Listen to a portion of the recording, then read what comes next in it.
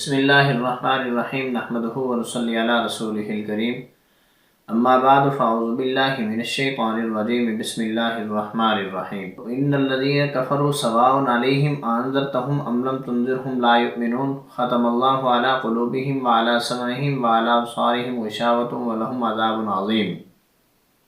صدق اللہ العظیم۔ بے شک وہ لوگ جو کافر ہیں، سواء علیہم انذرتهم، برابر ہے یہ بات کہ آپ ان کو ڈرائیں، ام لم تنذرہم، یا آپ ان کو نہ ڈرائیں، فہم لا یؤمنون، وہ ایمان لانے والے نہیں ہیں، وہ ایمان نہیں لائیں گے۔ ان الذین کفروا سواء علیہم انذرتہم ام لم تنذرہم لا یؤمنون، بے شک وہ لوگ جو کافر ہیں، برابر ہے یہ بات کہ آپ ان کو ڈرائیں یا نہ ڈرائیں، وہ ایمان لانے والے نہیں ہیں۔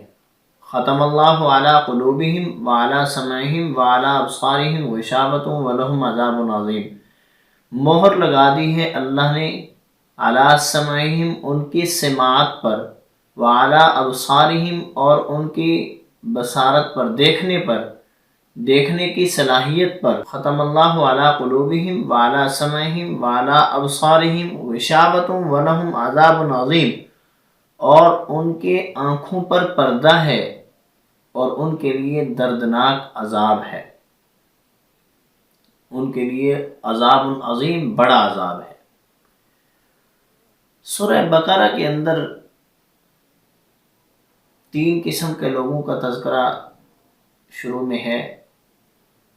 پہلے نمبر پر خالص مومن، دوسرے نمبر پہ خالص کافر، اور تیسرے نمبر پر خالصتاً منافق لوگ جو ہیں، تو جو ظاہری طور پر ایمان رکھتے ہیں اور دل سے ایمان تسلیم نہیں کرتے، اللہ اور اس کے رسول کے احکامات کے منکر ہیں، دشمن ہیں اللہ اور اس کے رسول کے، وہ منافق ہیں۔ یہاں پر یہ جو 2 آیتیں آج ہم نے پڑھی ہیں جن کا ترجمہ، اس میں خالصتاً کافروں کا تذکرہ ہے۔ پچھلی آیات میں مومنین کا تذکرہ تھا، ان آیات کے اندر خالصتاً کافروں کا تذکرہ ہے۔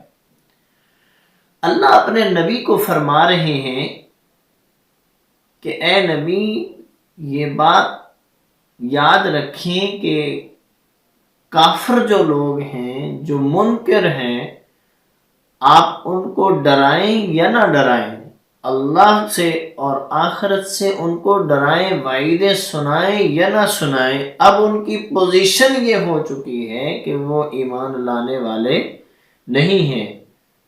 سوال یہ ہے کہ وہ ایمان کیوں نہیں لاتے؟ کیا وجہ ہے کہ وہ ایمان لانے والے نہیں ہیں؟ تو اس کا جواب یہ ہے کہ اللہ نے ان کے دلوں کے اوپر، ان کے کانوں پر مہر لگا دی ہے، ان کی آنکھوں پر مہر لگا دی ہے، اور ان کی آنکھوں پر پردہ ڈال دیا ہے، اور یہی لوگ عذاب عظیم کے مستحق ہیں۔ ایک سوال یہاں پر پیدا ہوتا ہے کہ جن کے سماعت پر اللہ نے مہر لگا کر بند کر دی، جن کی آنکھوں پر پردہ ڈال دیا، ڈالنے والے اللہ ہیں، اب وہ ایمان نہیں لا رہے تو مجرم وہ کیسے بن سکتے ہیں؟ وہ عذاب عظیم کے مستحق کیسے ہیں؟ ان کے لیے عذاب عظیم کیوں ہے حالانکہ مہر تو اللہ نے لگائی ہے؟ جواب اس کا یہ ہے کہ جو کافر ہیں، انکار کرنے والے ہیں، انہوں نے انکار اور کفر کے اندر ضد کرتے کرتے اس لیول تک پہنچ گئے ہیں، اس سٹیج پر پہنچ گئے ہیں، انہوں نے دلائل کو رد کر دیا ہے، دلائل کو ٹھکرا دیا ہے، اور مخالفت رسول اور مخالفت اللہ میں اس لیول تک پہنچ گئے ہیں، اس درجے تک پہنچ گئے ہیں کہ اب ان کی جو سننے کی صلاحیت ہے اس کے اوپر مہر لگ گئی ہے۔ اس کی ایک وجہ ہے، ذہن میں رکھیں یہ بات، کہ اللہ رب العزت نے کان دیے ہیں حق سننے کے لیے۔ کانوں کی عطا جو ہے یہ کس مقصد کے لیے؟ حق بات کا سننا۔ آنکھوں کا دیکھنا کس لیے ہے؟ کہ اس سے حق کو دیکھا جائے، دلائل اور حقیقت کو دیکھا جائے، اللہ رب العزت نے دل و دماغ کے اندر جو غور و فکر کی ایک ترتیب رکھی ہے وہ اس وجہ سے ہے کہ حق اور باطل کے درمیان فرق کر سکے. جب بات سمجھ آ جائے، جس وقت بات کو مکمل طور پر فالو کر لیا جائے، پھر ضد کر کے، اناد کر کے، دشمنی پا لینا اور حق کا منکر ہو جانا، خود بھی رکنا، دوسروں کو بھی روکنا، ایسے لوگوں نے اپنی جو اصل صلاحیت تھی حق اور باطل میں فرق کرنے والی، اور جو اللہ رب العزت نے جو مقصد عطا فرمایا تھا سننے اور دیکھنے کا، اس مقصد کو جب ٹھکرا دیا ہے تو اب اللہ فرماتے ہیں جب انہوں نے خود ذاتی طور پر ٹھکرا دیا ہے، جب یہ بے پرواہ ہو گئے ہیں قرآن سے، حق سے، تو اس وقت اللہ فرماتے ہیں ان کی وہ جو مقصد تھا وہ مقصد بھی چھین لیا، سننے والا بھی، دیکھنے والا بھی، غور و فکر کرنے والا بھی.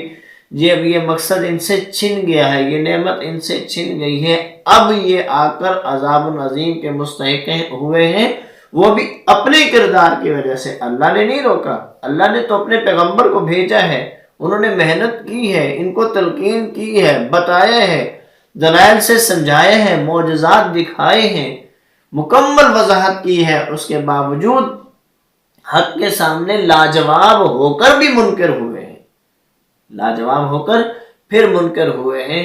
اب اس وجہ سے اللہ تعالیٰ فرماتے ہیں یہ عذاب عظیم کے مستحق ہیں. اب ان کو ڈرانا نہ ڈرانا فائدہ ہی نہیں دے گا، کیونکہ ان کے سننے اور سمجھنے کی جو صلاحیت تھی وہ ختم ہو چکی ہے، اور جس مقصد کے لیے سماعت اور بصارت عطا فرمائی گئی تھی وہ مقصد بھی انہوں نے ضائع کر دیا ہے. اب ان کو سمجھانا نہ سمجھانا برابر ہے، یہ عذاب عظیم کے مستحق ہے.